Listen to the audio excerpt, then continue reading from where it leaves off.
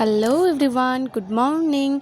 দেখো সকালবেলাটা শুরু করলাম পাউরুটি, মাখন আর একটা কলা দিয়ে। আজকের তো সানডে, মানে বাড়িতে মাংস হবেই। তো দেখো সকাল থেকে প্রস্তুতি নেওয়া চালু করে দিয়েছি। সবজির মধ্যে মেথির শাক, কুমড়ো ফুলের বড়া, অনেক কিছুই সবজি আছে। আর আনা হয়েছিল বাড়িতে মাটন।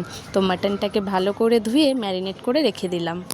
তারপরে রান্না করতে বসে পড়েছিলাম। যা হারে গরম, মনে হয় যেন তাড়াতাড়ি করে রান্না করে নিলেই শান্তি। তো আজকে রান্না করেছিলাম মাছের ভাজা, কুমড়ো ফুলের বড়া করেছিলাম। এই কুমড়ো ফুলের বড়াগুলো এত সুন্দর হয়েছিল, এক কথায় অসাধারণ। আর করেছিলাম মেথি শাক, শিম বেগুন দিয়ে ভাজা, আর ছোট ছোট আমের চাটনি।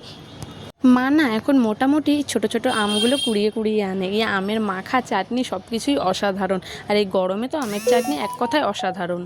তারপরে আজকে দুপুরের মেনুতে মেন জিনিস হলো মাটন। তো মাটনটাকে একটু পাতলা করেই রান্না করেছিলাম। আর খাওয়ার আগে ফল কেটে নিয়েছি। আর মা না আজকে মিষ্টিও এনেছিল।